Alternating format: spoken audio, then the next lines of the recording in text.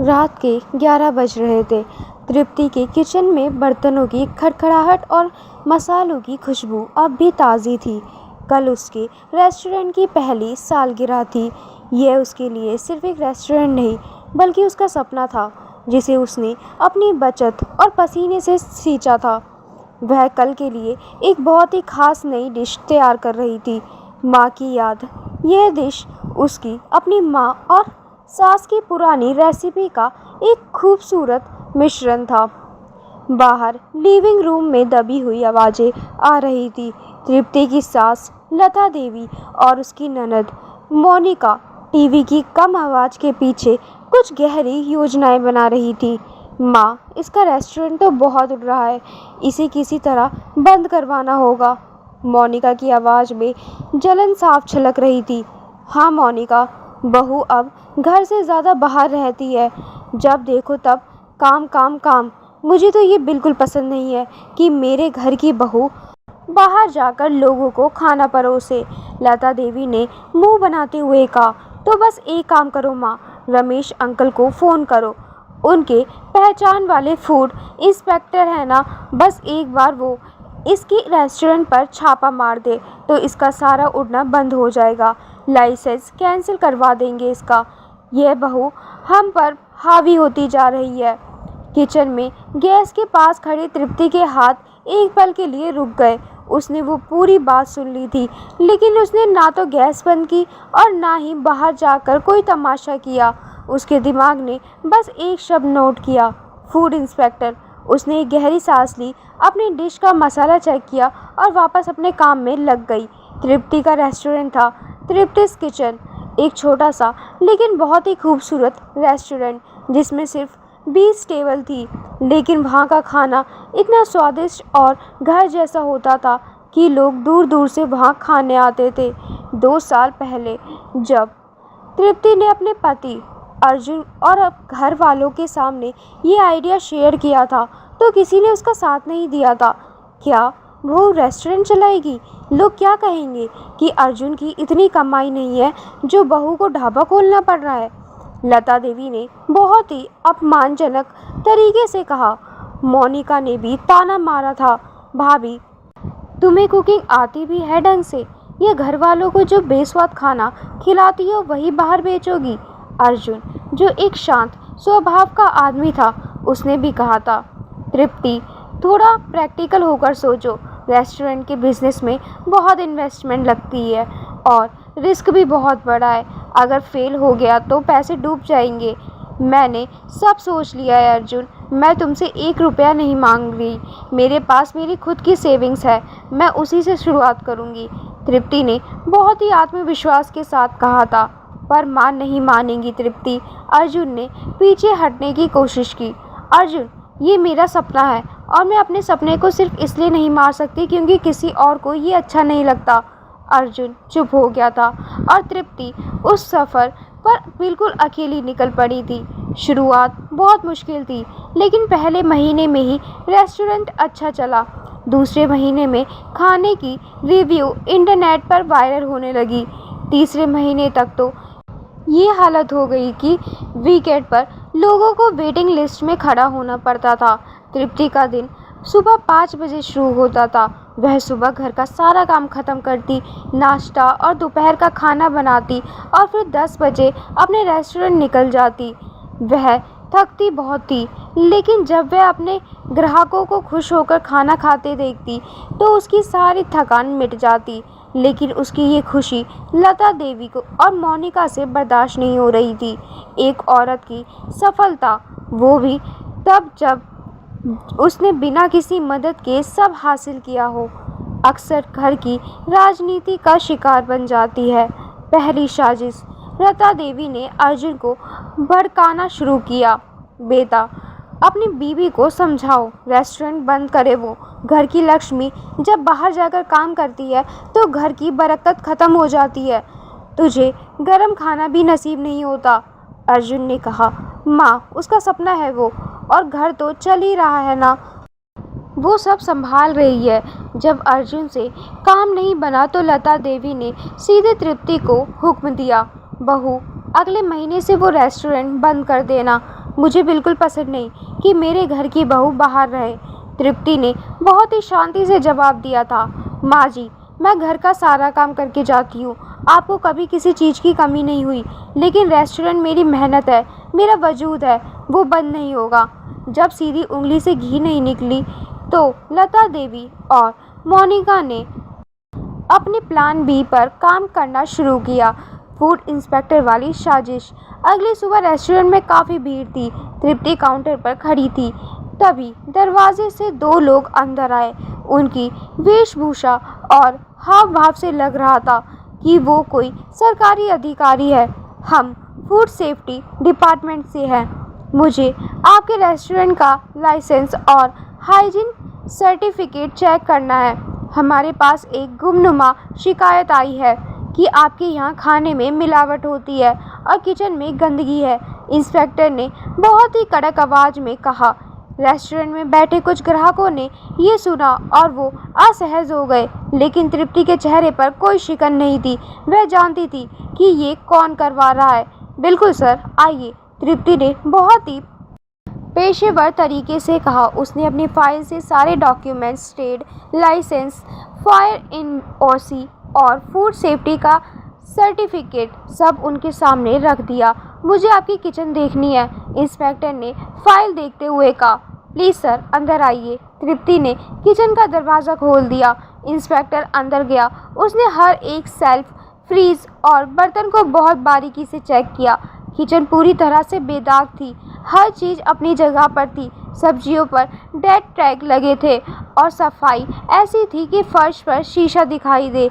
Inspector ने करीब 15 minute तक सब कुछ चेक किया और फिर बाहर आकर अपने साथी को इशारा किया। सब कुछ बिल्कुल परफेक्ट है। इनफैक्ट यह इस एरिया की सबसे साफ किचन है, इंस्पेक्टर ने एक हल्की मुस्कान के साथ कहा। धन्यवाद सर, तृप्ति ने कहा। क्या मैं जान सकती हूँ कि ये शिकायत किसने की थी?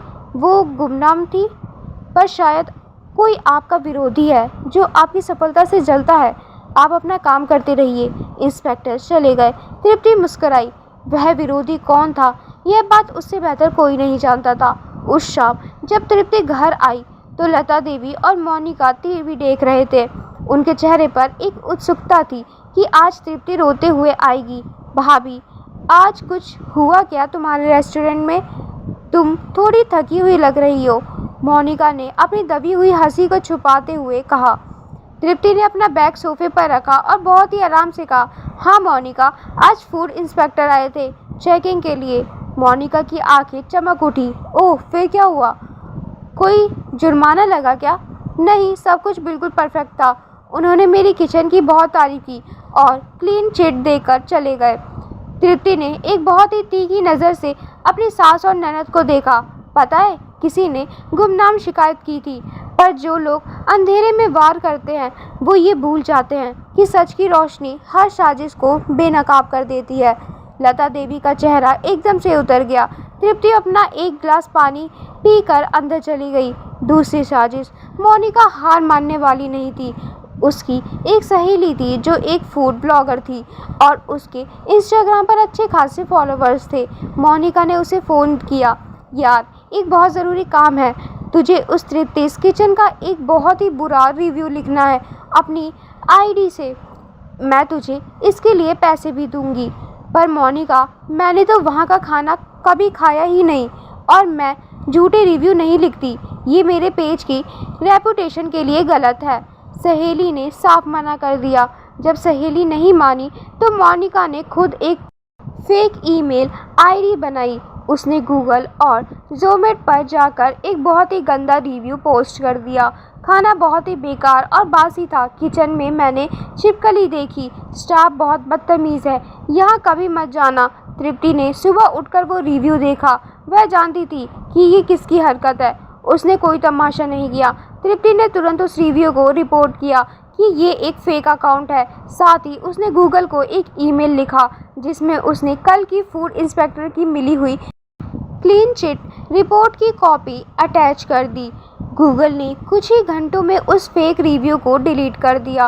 पर तृप्ति यहीं नहीं रुकी। उसने इस साजिश को अपनी मार्केटिंग बना लिया। उसने अपने रेस्टोरेंट के बाहर एक बड़ा सा नोटिस बोर्ड लगा दिया। हमारे किचन के दरवाजे हमारे ग्राहकों के लिए हमेशा खुले हैं। आप जब चाहे आकर हमारी सफाई और क्वालिटी चेक कर सकते हैं। यह पारदर्शिता देखकर लोगों का भरोसा तृप्ति पर और बढ़ गया। अगले हफ्ते से उसके रेस्टोरेंट के बाहर ग्राहकों की लाइन और भी लंबी हो गई। मोनिका की साजिश उसी पर उल्टी पड़ गई थी। तीसरी और सबसे बड़ी साजिश, जब मोनिका और लता देवी की सारी चालें नाकाम हो गई तो उन्होंने सबसे सीधा और गंदा वार करने की सोची। मोनिका ने उस बिल्डिंग के मालिक को फ़ोन किया जहां तृप्ति का रेस्टोरेंट था। अंकल, वो जो तृप्तिस किचन है उसकी लीज अगले महीने ख़त्म हो रही है ना? मोनिका ने बहुत ही शातिर तरीके से पूछा। हाँ बेटा, अगले हफ्ते रीन्यू करनी है, मकान मालिक ने जवाब दिया। अंकल, आप वो लीज रीन्यू मत करना, आप वो जगह मुझे दे दो। तृप्ति जितना रेंट दे रही है मैं उसका आपको डबल दूंगी। मकान मालिक पैसे का लालच सुनकर थोड़ा सोच में पड़ गया। अगले दिन जब तृप्ति लीज रिन्यूअर के पेपर्स पर साइन करने गई तो मकान मालिक ने झिझकते हुए कहा, तृप्ति बेटा, एक और पार्टी है, वो मुझे इस जगह का 2 गुना किराया दे रही है। मुझे लगता है मुझे वो जगह उसे दे देनी चाहिए। तृप्ति के कदम वहीं रुक गए। यह उसके लिए एक बहुत बड़ा झटका था। अगर लीज रिन्यू नहीं हुई तो उसका पूरा बिजनेस खत्म हो जाएगा। अंकल, वो पार्टी कौन है? तृप्ति ने पूछा। उसने अपना नाम बताने से मना किया है बेटा, पर पैसे बहुत दे रही है। तृप्ति ने एक गहरी सांस ली। अंकल, मैं आपसे एक बात पूछना चाहती हूँ। पूछो बेटा। पिछले 2 सालों में क्या कभी भी एक भी दिन ऐसा हुआ है जब मेरा रेंट लेट हुआ हो? नहीं बेटा, हमेशा 1 तारीख को पैसा आ जाता है। मकान मालिक ने सच्चाई मानी। क्या इन 2 सालों में पड़ोसियों की या बिल्डिंग्स में किसी की भी मेरी तरफ से कोई शिकायत आई है? नहीं, कभी नहीं। तो अंकल, वो जो अनाम पार्टी है, क्या आप उस पर इस तरह का भरोसा कर पाएंगे? क्या सिर्फ कुछ हज़ार रुपए के लिए आप एक ईमानदार किराएदार को निकाल देंगे? और एक बात बता दूं अंकल, तृप्ति ने अपनी नज़रें मकान मालिक की आंखों में गड़ा दी। वो जो अनाम पार्टी है वो कोई और नहीं, मेरी अपनी ननद है। घर की राजनीति की वजह से वो मेरा बिजनेस बर्बाद करना चाहती है और मैं यकीन दिलाती हूँ कि वो आपको 1 महीने से ज़्यादा डबल रेंट नहीं दे पाएगी। मकान मालिक का चेहरा एकदम से बदल गया। उसे समझ आ गया कि ये किसी बिजनेस का नहीं बल्कि घर की रंजिश का मामला है। उसने एक पल के लिए सोचा। वह जानता था कि तृप्ति कितनी ईमानदार और मेहनती है। बेटा, पेपर्स लाओ, लीज तुम्हारी ही रिन्यू होगी। मुझे शांति और भरोसा चाहिए, राजनीति नहीं। मकान मालिक ने साइन करते हुए कहा। उस रात तृप्ति घर लौटी। वह बहुत थक चुकी थी, लेकिन आज उसके अंदर एक अजीब सा ज्वालामुखी सुलग रहा था। अर्जुन डाइनिंग टेबल पर बैठा था। तृप्ति, तुम्हारी लीज का क्या हुआ? रेन्यू हो गई? अर्जुन ने पूछा। हाँ, हो गई। तृप्ति ने अपना बैग कुर्सी पर रखा और वहीं खड़ी रही। अर्जुन, मुझे तुमसे कुछ बहुत ज़रूरी बात करनी है। बोलो, क्या हुआ? तुम इतनी परेशान क्यों लग रही हो? अर्जुन, पिछले 1 महीने में मेरे रेस्टोरेंट को बंद करवाने की 3 बार कोशिश की गई। पहले फूड इंस्पेक्टर को झूठी शिकायत देकर भेजा गया, फिर इंटरनेट पर झूठे रिव्यू लिखवाए गए और आज मकान मालिक को डबल रेंट का लालच देकर मेरी लीज कैंसिल करवाने की कोशिश की गई। अर्जुन हैरान रह गया। क्या ये सब कौन कर रहा है तुम्हारे खिलाफ? कोई कॉम्पिटिटर है क्या? ये सब कोई बाहर वाला नहीं कर रहा अर्जुन, यह सब इसी घर से हो रहा है। माँ जी और मोनिका कर रही हैं। अर्जुन एकदम से अपनी कुर्सी से खड़ा हो गया। तृप्ति, तुम क्या कह रही हो? मेरी माँ और बहन ऐसा क्यों करेंगी?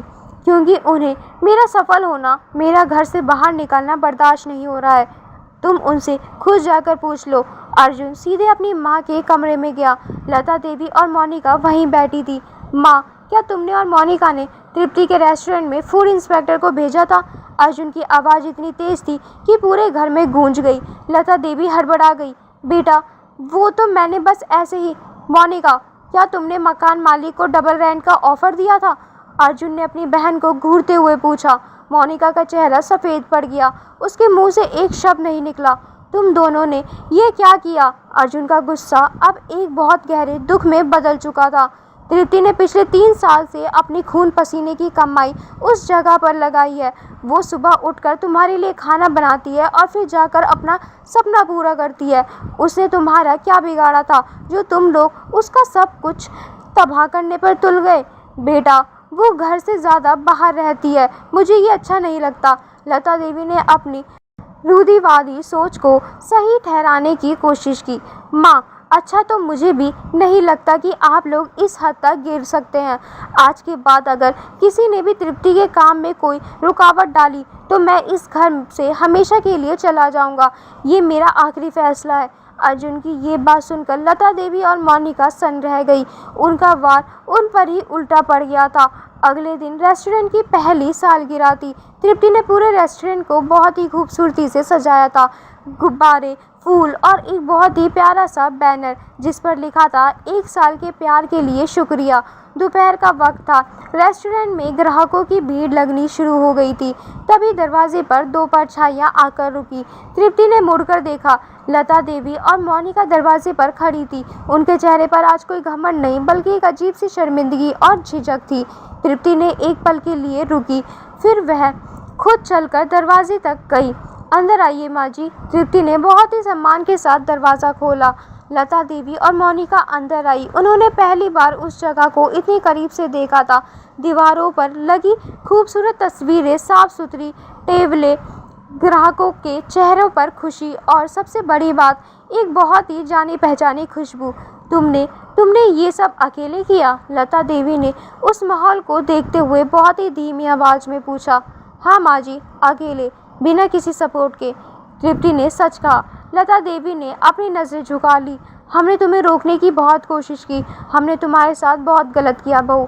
लता देवी की आवाज़ काँप रही थी। भाभी, आई एम सॉरी। मुझसे जलन के मारे बहुत बड़ी गलती हो गई। मोनिका ने भी अपनी गलती मानी। तृप्ति चुप रही। उसने कोई ताना नहीं मारा। माँ जी, मैं आपसे एक बात पूछना चाहती हूँ। तृप्ति ने कहा। पूछो। आप मुझे रोकना क्यों चाहती थी? लता देवी ने एक गहरी सांस ली। मुझे लगा कि अगर तू बाहर जाकर आगे बढ़ गई तो तू हमें भूल जाएगी। तू इस घर को, इन रिश्तों को पीछे छोड़ देगी। मेरा अपना ही डर मेरे ऊपर हावी हो गया था। तृप्ति ने अपनी सास को बहुत ध्यान से देखा। फिर वह एक मेन्यू कार्ड लेकर आई और उसने उसे खोलकर लता देवी के सामने रख दिया। माँ जी, इस मेन्यू में आज की सबसे खास डिश देखिए। लता देवी ने चश्मा लगाकर पढ़ा। माँ की याद। ये आपकी वो खास रेसिपी है माँ जी, जो आपने मुझे शादी के पहले साल में सिखाई थी। मैंने इस डिश को आपकी ही याद में, आपके ही तरीके से बनाया है। लता देवी की आंखें छलक आई। उनका गला भराया। माँ जी, जो इंसान सच में आगे बढ़ता है वो अपने परिवार को पीछे नहीं छोड़ता, बल्कि वो उनकी दी हुई सीख और प्यार को साथ लेकर चलता है। आपने मुझे रोकने की कोशिश की, पर आपकी दी हुई कला ही मेरी सबसे बड़ी ताकत बनी। उस शाम की दावत बहुत खास थी। एक रिचवर्ड टेबल पर लता देवी, मोनिका और अर्जुन बैठे थे। तृप्ति ने खुद अपने हाथों से माँ की याद डिश लाकर उनके सामने रखी। लता देवी ने पहला निवाला खाया। उन्होंने अपनी आंखें बंद कर ली। ये तो बिल्कुल वही स्वाद है। लता देवी के आंसू उनकी गालों पर आ गिरे। हाँ माँ जी, बिल्कुल आपका स्वाद। तृप्ति ने मुस्कुराते हुए कहा। लता देवी ने अपनी जगह से उठकर तृप्ति का हाथ अपने दोनों हाथों में ले लिया। उन्होंने कोई शब्द नहीं कहे, लेकिन उस एक स्पर्श ने पिछले 3 सालों की सारी दूरियों और सारी कड़वाहट को मिटा दिया था। सपनों को तोड़ने की साजिश करने वाले एक दिन थक जाते हैं, पर जो इंसान सच में सपने देखता है और उन्हें जीतने की हिम्मत रखता है वह कभी नहीं थकता, क्योंकि एक सच्चे सपने में इतनी ताकत होती है कि वह हर साजिश को बेनकाब कर देता है और नफरत करने वालों को भी तालियां बजाने पर मजबूर कर देता है।